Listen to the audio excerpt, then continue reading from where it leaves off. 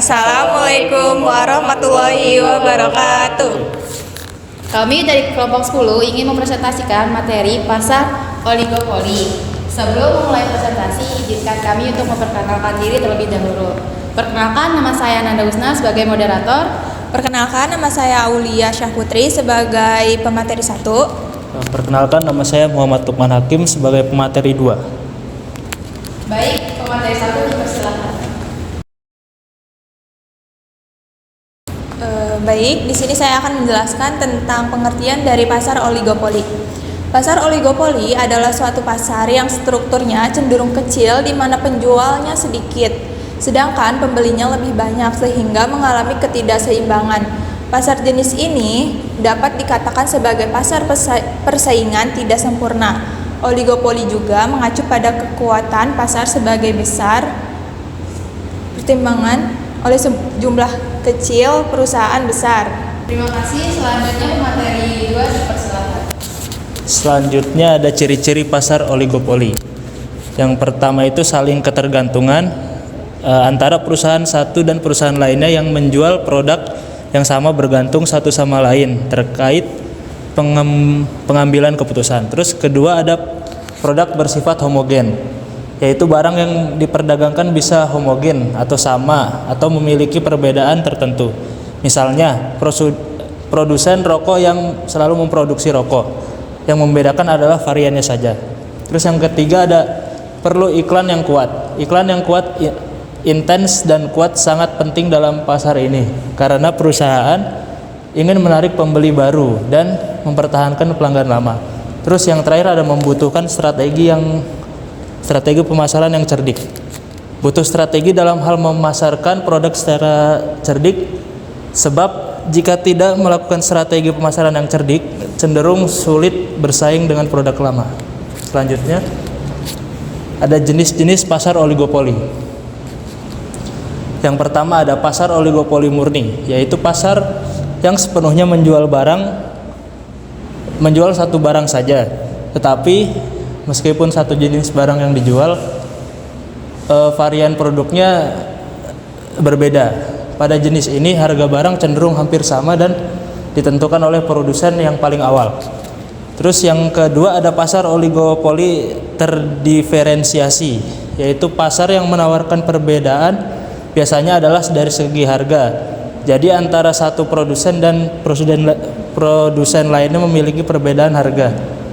Pasar jenis ini makin tidak sehat karena terkadang ada produsen yang mampu menghasilkan barang dengan kualitas sama, tetapi harganya jauh lebih rendah.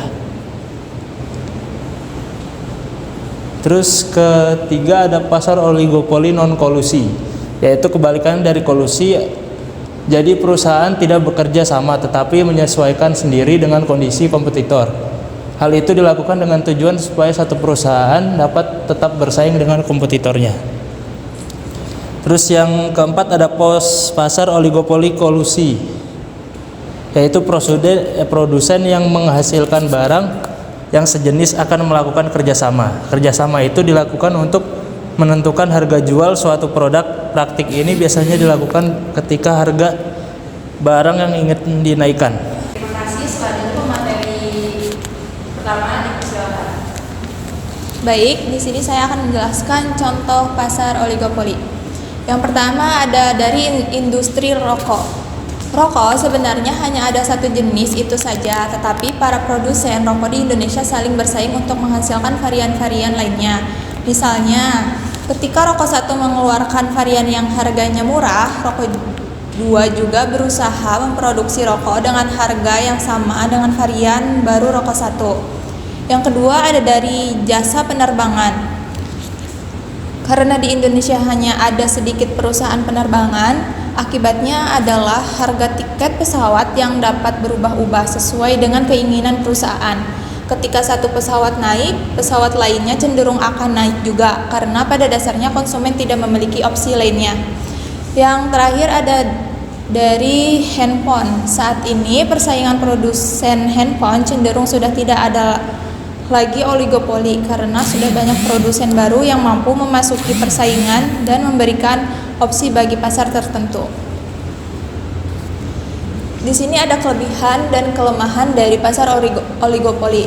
Kelebihannya yaitu ada kendali atas harga, inovasi dan kualitas, dan yang terakhir ada efisiensi. Dan kelemahannya yaitu ada hambatan masuk yang tinggi, perang harga, dan kerjasama dan kartel. Kesimpulan dari pasar oligopoli adalah struktur pasar di mana hanya beberapa perusahaan besar yang menguasai pasar sehingga mempengaruhi harga dan output. Karakteristiknya meliputi diferensiasi produk dan hambatan masuk yang tinggi. Dampaknya dapat positif atau negatif. Perusahaan dalam pasar oligopoli menggunakan strategi diferensiasi harga dan promosi untuk meningkatkan pangsa pasar. Pemerintah berperan mengatur pasar untuk memastikan persaingan sehat dan melindungi konsumen. Sekian presentasi dari kami. Mohon maaf jika ada materi yang kurang atau yang salah. Wassalamualaikum warahmatullahi wabarakatuh.